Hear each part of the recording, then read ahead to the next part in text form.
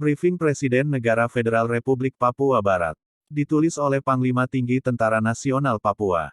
Pokok-pokok isi briefing. 1. Penataan struktur pemerintahan, baik di lembaga pemerintahan sipil maupun instansi militer serta kepolisian harus terus dilaksanakan. 2. Polisi Nasional Papua atau PNP, dan Tentara Nasional Papua atau TNP, segera melengkapi diri setiap anggota dan pemimpin di setiap tingkatan struktur dengan pakaian seragam, kepangkatan dan atribut lain. 3. Polisi Nasional Papua dan Tentara Nasional Papua belum waktunya memiliki dan menggunakan senjata dalam bentuk dan jenis apapun. 4. Negara Federal Republik Papua Barat NFRPB, berjuang dengan menggunakan cara-cara damai, demokratis, menjunjung tinggi nilai-nilai hak asasi manusia atau HAM dan prinsip-prinsip hukum, dengan prinsip politik NFRPB, yaitu, damai sejahtera bagi semua. 5. Masih relevankah bangsa Papua untuk merdeka penuh secara politik dengan membentuk negara sendiri? Jawaban kita adalah masih sangat-sangat relevan sekali, karena ada 4 alasan utama. Alasan pertama, kemerdekaan adalah hak politik atau political rights setiap bangsa. Alasan kedua, untuk menyelamatkan rakyat bangsa Papua dari sistem marginalisasi, dan menjadi minoritas, serta akan menuju kepada kepunahan etnis Papua, rumpun Melanesia, ras Negroid. Karena ada indikasi sedang dan akan terus terjadi slow-moving genocide, atau pemusnahan etnis bangsa secara perlahan-lahan. Alasan ketiga, Deklarasi Kemerdekaan Sepihak atau Unilateral Declaration of Independence atau UDI, bangsa Papua di negeri Papua Barat tanggal 19 Oktober tahun 2011 di Abepura, Jayapura Kota pada sesi akhir Kongres Rakyat Papua III dan program pembangunan di segala bidang yang sedang berlangsung. Keduanya adalah sebagai hak rakyat bangsa Papua Barat, tetapi juga sebagai prasyarat untuk mencapai tingkat keamanan, keselamatan, serta damai dan sejahtera bagi rakyat bangsa Papua Barat, sehingga tidak boleh dipertentangkan satu dan lainnya atau pembangunan di segala bidang tidak dapat dan tidak boleh membubarkan serta meniadakan deklarasi sepihak terbentuknya Negara Federal Republik Papua Barat atau NFRPB. Alasan keempat, sebagai salah satu bentuk penghapusan penjajahan di atas muka bumi ini, khususnya di atas tanah air Papua Barat. 6. NFRPB tidak mencaplok wilayah kedaulatan politik Negara Kesatuan Republik Indonesia, NKRI, sebab deklarasi kemerdekaan sepihak sebagai dasar hukum terbentuknya NFRPB.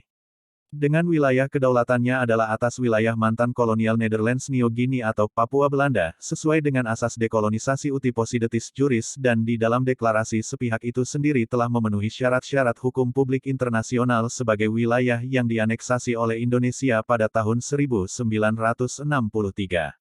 Setelah adanya isi Trikomando Rakyat atau Trikora oleh Insinyur Soekarno pada tanggal 19 Desember tahun 1961, menyatakan proklamasi sedangkan Republik Indonesia NKRI kemerdekaan pada tanggal 17 Agustus tahun 1945 atas wilayah mantan kolonial Netherlands Indice atau Hindia Belanda yang dianeksasi oleh negara Jepang pada tahun 1942. Jadi sangat jelas bahwa NFRPB tidak mencaplok wilayah kedaulatan NKRI. 7. Kita, NFRPB harus terus melaksanakan program-program seperti tersebut pada poin 1 sampai dengan 6 di atas dan mempertahankannya. Agar tidak terjadi vacuum of powers, kekosongan kekuasaan, dan vacuum of activities atau kekosongan setiap program kegiatan untuk mencapai pengakuan internasional dan pengembalian kedaulatan politik dan atau administrasi dari NKRI kepada NFRPB. 8. Presiden NFRPB, Bapak Forkorus Yaboy Sembut, menyampaikan terima kasih kepada Bapak Tito Karnavian, Mendagri RI dan Ibu Retno Marsudi, Menlu RI, karena Pak Tito Karnavian, Mendagri RI secara tidak langsung telah mengakui deklarasi sepihak. Itu sah, sesuai dengan Undang-Undang Kewarganegaraan RI, dalam alinea keempat, berita online fifa.co.id Jumat tanggal 24 Juli tahun 2020, dengan judul, Tito Karnavian, daripada bunuh orang, tembak orang lebih baik. Isi lengkap alinea keempat dari wawancara wartawan fifa.co.id adalah, Tito menyinggung soal anggota kelompok kriminal bersenjata KKB, yang mau bergabung dan menjadi warga negara Indonesia. Pemerintah, katanya, pasti akan terbuka menerima, kecuali kepada mereka yang telah mendeklarasikan diri melepas kewarganegaraan Indonesia, karena itu menyangkut Undang-Undang Kewarganegaraan. Itu berarti deklarasi sepihak, pemulihan bangsa Papua di negeri Papua Barat tanggal 19 Oktober tahun 2011, sebagai dasar hukum terbentuknya NFRPB adalah legal atau sah, sesuai Undang-Undang RI dan tentunya juga sesuai dengan hukum publik internasional. Presiden NRFPB juga menyampaikan terima kasih kepada Menlu RI, Ibu Retno Marsudi, karena penjelasannya dalam suatu pertemuan yang disiarkan YouTube video dengan judul, Kementerian Luar Negeri Indonesia Takut Internasionalisasi Isu West Papua. Pada bulan Juli tahun 2020. Dalam video itu Ibu Retno antara lain menyebutkan, teman-teman sebagian di Papua sepertinya sudah tidak sabar dengan solusi domestik di bawah ini ke ranah internasional. Dulu kalau kita ngomongin soal pelanggaran HAM, soal ini adalah kita bicara itu sebagai isu domestik, itulah bicara sebagai GPK, sebagai OPM dan seterusnya. Tetapi hari ini menjadi fenomena global, di mana-mana orang bicara itu, di Vanuatu, di Pasifik, di Inggris, di Uni Eropa, di Afrika, di Amerika, di Kanada. So kali ini penting berarti dari kita teman-teman di Kemenlu benar-benar kewalahan menghadapi ini. Jadi ini pemainnya adalah pemain baru, yang dengan cara-cara diplomasi yang baru, menggunakan logika demokrasi, seperti kita ngomong, seperti narasi demokrasi, dan human rights, dan dibawakan di forum-forum internasional masuk ke semua institusi tadi. Di Dewan HAM ada, di Indigenous Peoples ada, di MSG ada, di PIF. Ini problems, ini bagaimana kita mau kita respons, harus dialog, harus bicara. Supaya nanti kita melangkah ke depan, ini masa lalu itu kan pembelajaran ke depan ini melangkahnya jadi selesai semuanya, telah menggambarkan ciri jadi komentar Menlu RI di video itu juga ciri kerja diplomasi NFRPB, sebagai pemain baru, dengan cara-cara baru diplomasi yang menggunakan logika demokrasi.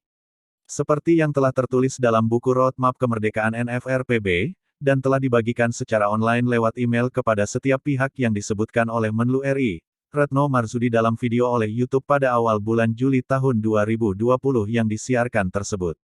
9. Presiden NFRPB, Forkorus Yaboy sembut, bahwa kita semua yang ada di dalam NFRPB harus konsisten dan konsekuen bekerja sesuai dasar hukum, visi misi, prinsip politik NFRPB, serta agenda dan program berdasarkan Undang-Undang Dasar NFRPB tahun 2011 dan juga sesuai dengan kebijakan Presiden NFRPB dalam implementasinya. Bila ada yang keluar dari prosedur kerja yang telah disampaikan dalam briefing atau arahan dalam rapat terbatas ini, maka Presiden NFRPB tidak bertanggung jawab. Demikianlah briefing Presiden NFRPB ini ditulis oleh Panglima Tentara Nasional Papua, Jenderal Robertus Nian.